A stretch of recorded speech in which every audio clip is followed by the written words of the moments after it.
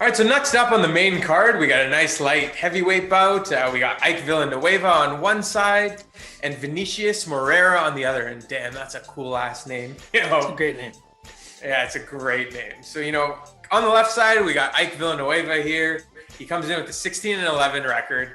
He is 0-2 in the UFC and is looking for his first win. He had 2 losses in 2020. Chase Sherman and Jordan Wright, the latter being stopped due to a doctor stoppage with a cut. So, I'm sure he's looking for a little bit of redemption there. On the flip side, we have Vinicius. We mentioned cool last name here.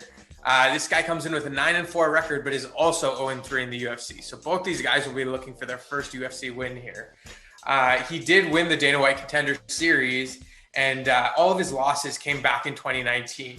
They were against Alonzo Minifield, Eric Anders, and Paul Craig. So, this is going to be a tough one to call. Do you see an edge here? What do you see breaking down in this fight? So the way I see this right now, Isaac Villanueva, he's kind of, to me, like a fan favorite if you really, really follow fights. I like the way he approaches the fight game. He's not the most in shape light heavyweight, for that division. But at the same time, I think he brings a good good attitude, good overall skill, if you will. And I think this is a fight that actually goes very much into his game. Let's be real. Moreira is 100% a grappling fighter. I think his chin is extremely questionable. He's shown that in most of his UFC fights, as we talked about here. So I don't want to dabble too much in that because I think you kind of laid it out there right there. Eric Anders finished him really beautifully with some good strikes. And I think that's pretty much what we've seen from him.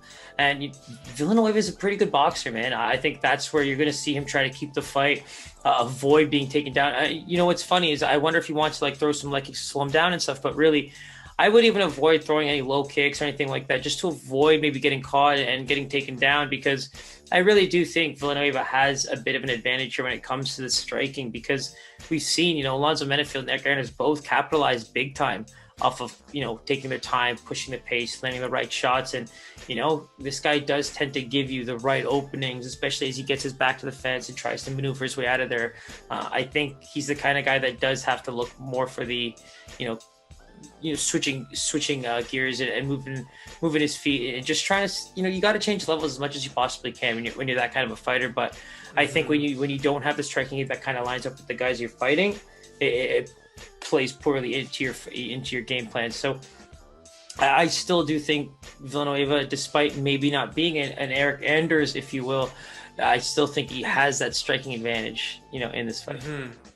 Yeah, and so, I think we're a little long overdue for a bell here, so hopefully we can nail it on this one. But who's the favorite here, my man?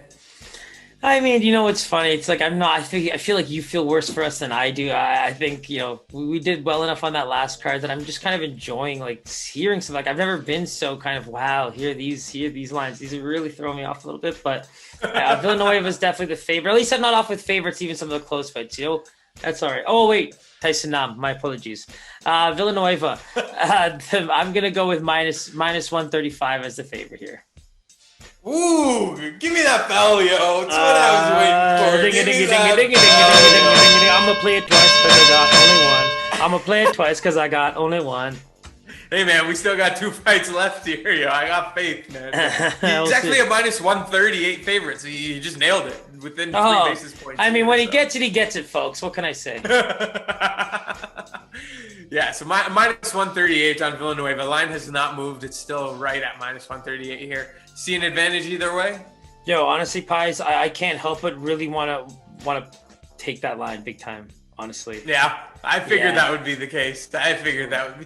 Yeah, I think he's been in some tough enough fights there. Like I said, Eric Anders, Menifield, very powerful strikers. They have that athletic aspect to their game and everything. They're very powerful guys. It's just that the openings, to me, I've seen enough smarts from Villanueva that if he can avoid getting tired, if he can keep the fight standing, it's his fight to lose. It's just the openings are there for a good striker to take advantage. But if the fight goes standing, if the fight goes to the ground, we see the lines right now. Obviously he's not a minus 200 or higher favorite. For sure, a lot of value on Ike here for sure. I don't see a scenario where we don't take him, so you can lock that in as well. That wraps up UFC Fight Island 8. Make sure you hit that subscribe, hit that bell button. All our information's below. Instagram, Twitter. Give us a follow, like, subscribe, shoot us comments, whatever you need. Anything else you want to plug here, Siraj? I mean, plenty of dogs on this card, so it might not be as exciting as some of the picks that we released for the upcoming card on Saturday, but keep an eye out. This card is a lot of fun fights. Forget the gambling stuff. This is a very fun card to watch. You got two contenders, headlining, and like Pi said, follow. We got plenty of MMA stuff coming out, and as always, man, it's always a pleasure, man. Love doing this shit with you. Can't wait to keep going. Likewise, brother. And yeah, like you said, man, we get this on a Wednesday. It's a real treat. We're going to have to sacrifice watching the challenge that night. But, we get a nice UFC treat on a Wednesday. So enjoy it. And yeah, always a pleasure, brother. My man, take it easy. Peace. Later.